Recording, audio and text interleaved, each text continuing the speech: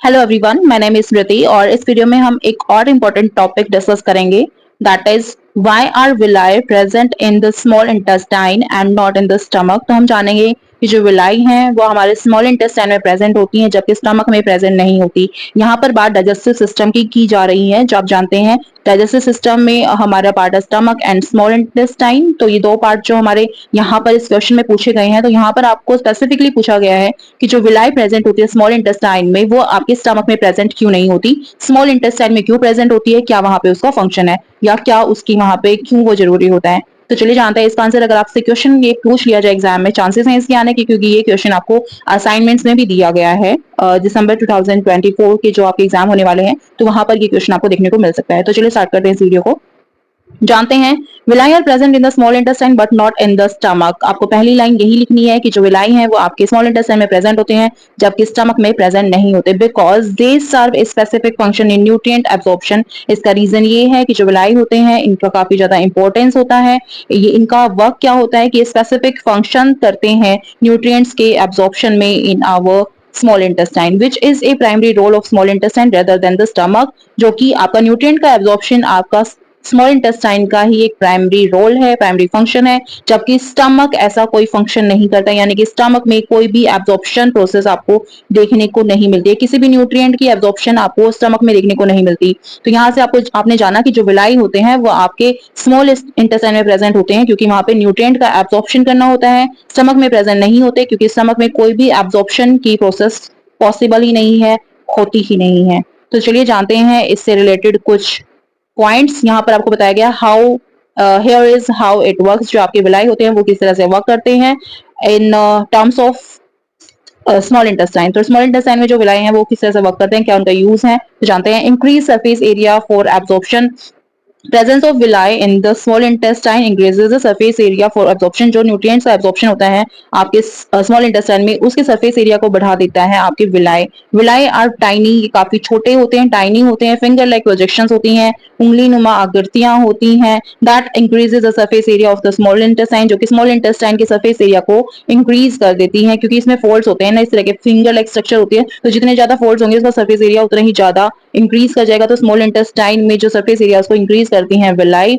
This large surface area is crucial for absorbing nutrient efficiently. आप सभी जानते हैं स्मॉल इंटेस्टाइन में एब्जॉर्प्शन प्रोसेस होती है, डाइजेशन की जो एक एब्जॉर्बिंग न्यूट्रिएंट का एब्जॉर्प्शन जहां पर होता है वो आपके स्मॉल इंटेस्टाइन में ही होता है। तो ये जो है आपके न्यूट्रिएंट के एब्जॉर्प्शन में काफी इंपॉर्टेंट रोल प्ले करती है। सरफेस एरिया जो है काफी ज्यादा क्रूशियल होता है, इंपॉर्टेंस रखता है एब्जॉर्बिंग न्यूट्रिएंट एफिशिएंटली, अच्छे से एब्जॉर्ब कर सके न्यूट्रिएंट्स को। As digested food particles come into contact with more surface area for absorption into the bloodstream. क्योंकि जितना ज्यादा जो है डाइजेस्टेड फूड आपके पार्टिकल जो है कांटेक्ट में आते हैं सरफेस एरिया के फॉर एब्जॉर्प्शन प्रोसेस हमारे ब्लड स्ट्रीम में, उतने ही ज्यादा न्यूट्रिएंट्स जो है आपके फिर मूव कर पाते हैं, एंटर कर पाते हैं।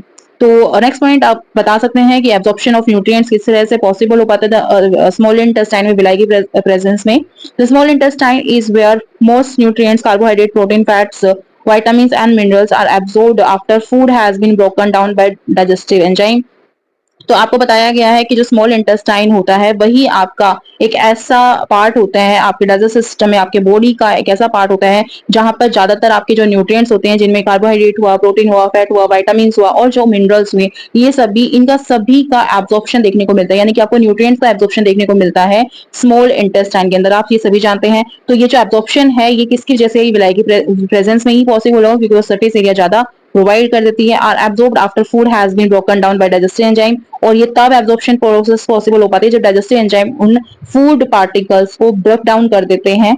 Villi contain capillaries. अब देखिए विलाई के अंदर क्या होता है, कैपिलरीज होती हैं। कैपिलरीज और लिम्फ वेसल्स होते हैं एब्जॉर्ब करने के लिए इन न्यूट्रिएंट्स को एंड ट्रांसपोर्ट कर देते हैं उनको ब्लड स्ट्रीम में। तो ब्लड स्ट्रीम में ही ट्रांसपोर्ट करना इनका मेन टारगेट होता है। जो विलाई होते हैं उनके अंदर जो आपकी कैपिलरीज प्रेजेंट है, या फिर हम कहें जिनको आपके उसके साथ साथ लिम्फ वेसल्स भी प्रेजेंट होते हैं, जो कि सीधा जाकर फिर ब्लड स्ट्रीम में ओपन होते हैं और ये ब्लड स्ट्रीम में इन न्यूट्रिएंट्स को ट्रांसपोर्ट करने का काम कर रहे होते हैं। यानी कि विलाई का ही इसमें इंपॉर्टेंस है। विलाई काफी ज्यादा इंपॉर्टेंस रखती सकती है। आपके स्मॉल इंटेस्टाइन में इसकी प्रेजेंस उनका होना काफी ज्यादा जरूरी है, क्योंकि जो एब्जॉर्प्शन होता है न्यूट्रिएंट्स का वो भी इसी वजह से पॉसिबल होता है, और फिर उन न्यूट्रिएंट्स का जो ट्रांसपोर्टेशन है ब्लड स्ट्रीम तक वो भी आपकी विलाई की प्रेजेंस में ही पॉसिबल होता है।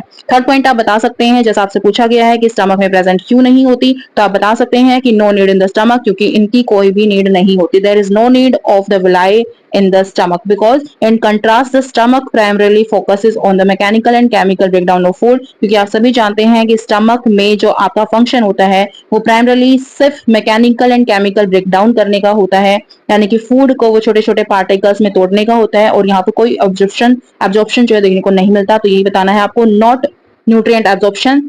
तो आपका जो फंक्शन है आपके स्टमक का वो mainly mechanical and chemical breakdown होता है फूड का वहां पर, और कोई भी न्यूट्रिएंट का एब्जॉर्प्शन वहां पर देखने को नहीं मिलता।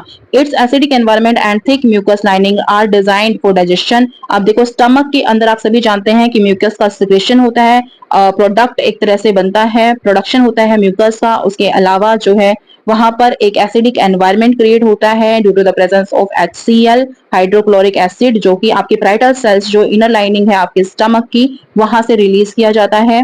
तो उसका कंसेप्ट भी हम ऑलरेडी डिस्कस कर चुके हैं वीडियो में, अगर आपने वो नहीं देखा है तो वो भी देख लीजिएगा।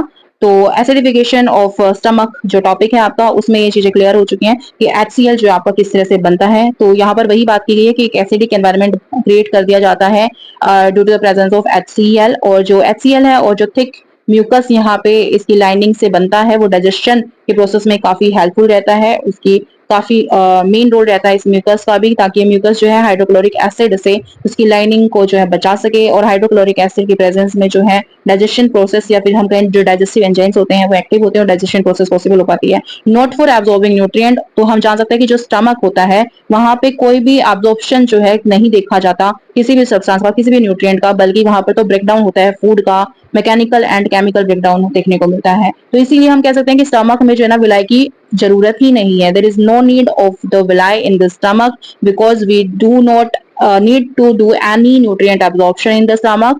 The function of the stomach is only the mechanical and chemical breakdown of food in the in the system of digestion. These villi are not necessary in the stomach, तो हम कह सकते हैं विलाई जो है जरूरी नहीं होते स्टमक में एज लिटल एब्जॉर्प्शन ऑफ कर देयर, क्योंकि वहां पे बहुत ही कम एब्जॉर्प्शन आपको देखने को मिलता है। विलाई में कोई एब्जॉर्प्शन आपको देखने को नहीं मिलता, अगर थोड़ा बहुत एब्जॉर्प्शन देखने को मिलता है तो बहुत ही ज्यादा लिटल है, नेग्लिजिबल है, बिल्कुल नहीं होता वहां पे। इन शॉर्ट अगर हम बात करें तो villi are specialised structures that align with the small intestines. Role in nutrient absorption, जो आपके विलाई होते हैं वो आपके स्पेशलाइज्ड स्ट्रक्चर्स होते हैं जो कि स्मॉल इंटेस्टाइन की लाइनिंग में या स्मॉल इंटेस्टाइन में आपको देखने को मिलते हैं, और इनका रोल होता है न्यूट्रिएंट्स का absorption. While the stomach function is mainly digestion, जबकि जो स्टमक का फंक्शन होता है वो सिर्फ डाइजेशन का होता है, वहां पर कोई भी एब्जॉर्प्शन देखने को आपको नहीं मिलता। स्टमक की बात हो रही है, स्टमक का फंक्शन सिर्फ और सिर्फ डाइजेशन का होता है। Without a need for increase absorptive surface area, तो स्टमक को किसी भी एब्जॉर्प्टिव सरफेस एरिया को इंक्रीज करने की जरूरत नहीं होती, यहाँ पर किसी भी एब्जॉर्प्टिव सरफेस एरिया की नीड नहीं होती, जबकि आपकी जो स्मॉल इंटेस्टाइन होती है उसमें एब्जॉर्प्शन की प्रोसेस आपको देखने को मिलती है। वहां पे एब्जॉर्प्शन वाला जो सरफेस एरिया है जरूरी होता है to complete the function of digestion, ठीक है, या फिर to complete the process of digestion. So this was all about this topic. In our next video we will be discussing about a new topic. So अगर आपको video पसंद आती है तो प्लीज इसको लाइक कीजिएगा, शेयर कीजिएगा अपने दोस्तों के साथ और चैनल को सब्सक्राइब कर लीजिएगा। मिलते हैं जल्दी एक नई वीडियो के साथ। Thank you so much for watching. Thank you friends, bye bye.